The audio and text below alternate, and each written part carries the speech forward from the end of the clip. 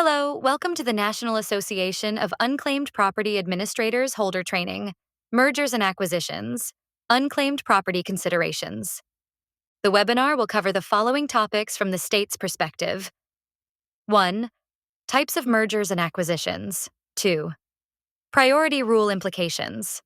3. Unclaimed property exposure considerations. 4.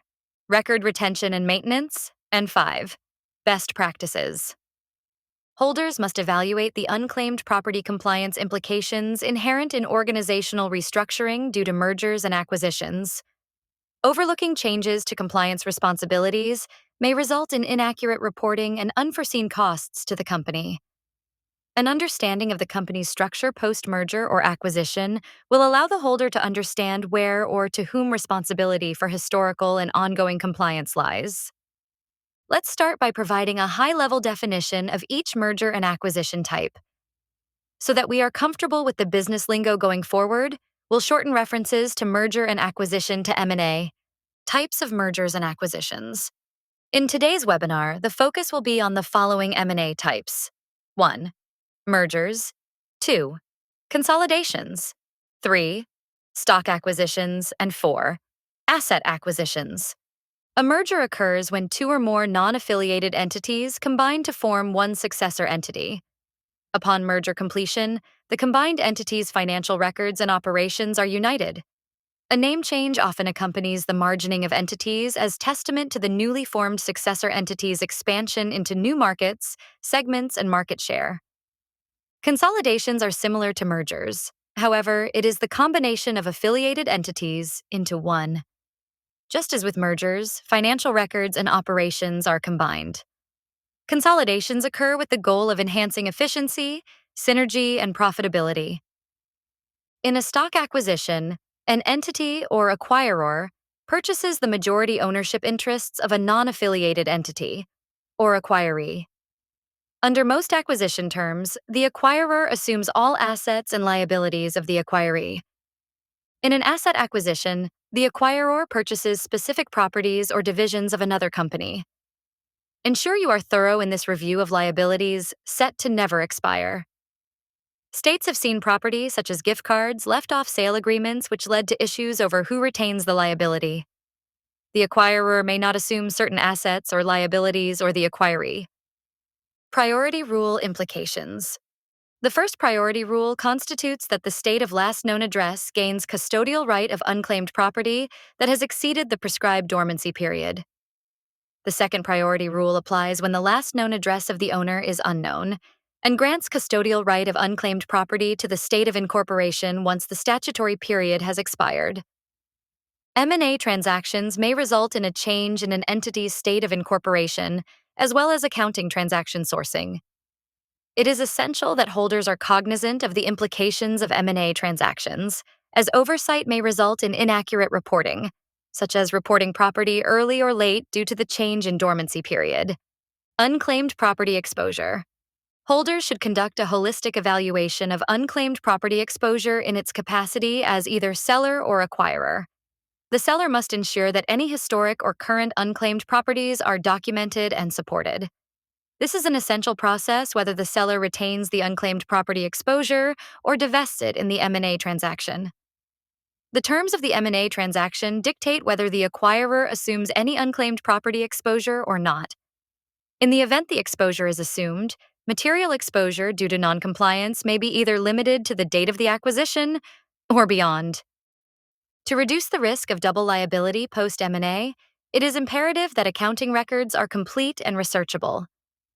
Accounting records are considered complete when both summary and source documentation are available regarding a transaction, as well as the final disposition. The records are considered researchable when systems and controls allow for the efficient and effective locating of the property, free of record retention limitations, or systems restraints and conversions. In most M&A transactions, the universal and primary unclaimed property exposure types are payroll, accounts payable, and accounts receivable. The exposure extends to the property types both on the books, or outstanding, as well as off the books, which includes unjust voids, cancellations, and stop payments.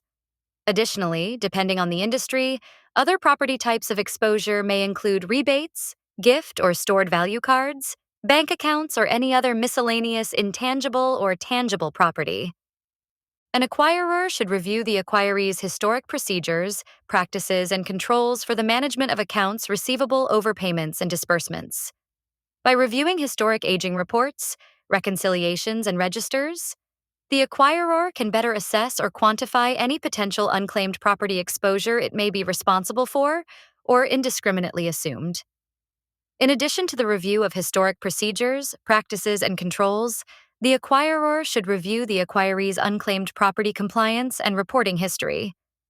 A robust reporting history may indicate that the acquiree's controls are sound and effective, thereby reducing concerns of incompliance with state unclaimed property law. Evidence of periodic external outreach efforts, otherwise known as due diligence, to connect with property owners would also validate the adherence to and effectiveness of the acquiree's unclaimed property practices and controls. Holders whom have assumed past due unclaimed property programs may be eligible for state voluntary compliance or voluntary disclosure programs. These programs are intended to allow holders to come into compliance free of any penalty and interest concerns due to the non-compliance of the acquiree. Holders are encouraged to reach out to state unclaimed offices to ascertain eligibility to participate. Record retention and maintenance. State unclaimed property statutes vary in their record retention provisions. While most states require the retaining of 10 years of unclaimed property, applicable records, only a handful require 5 to 7 years. Holders must also take into consideration the dormancy period for unclaimed properties as well.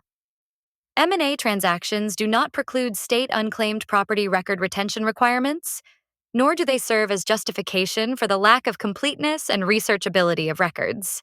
Let's close with some best practices. Evaluate unclaimed property controls, policies, and procedures for merged or acquired entities. If non-existent, work with management to develop unclaimed property compliance controls. Review and maintain an organizational chart or listing that exhibits the parent entity and its subsidiaries' states of incorporation, date of incorporation, as well as merger and acquisition dates.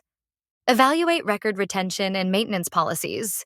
Confirm that unclaimed property applicable records are maintained and survive organizational restructuring and system conversions. Evaluate and quantify any unclaimed property liability assumed from acquired entities. Determine if it is appropriate to engage the states in voluntary disclosure or compliance programs to come into compliance.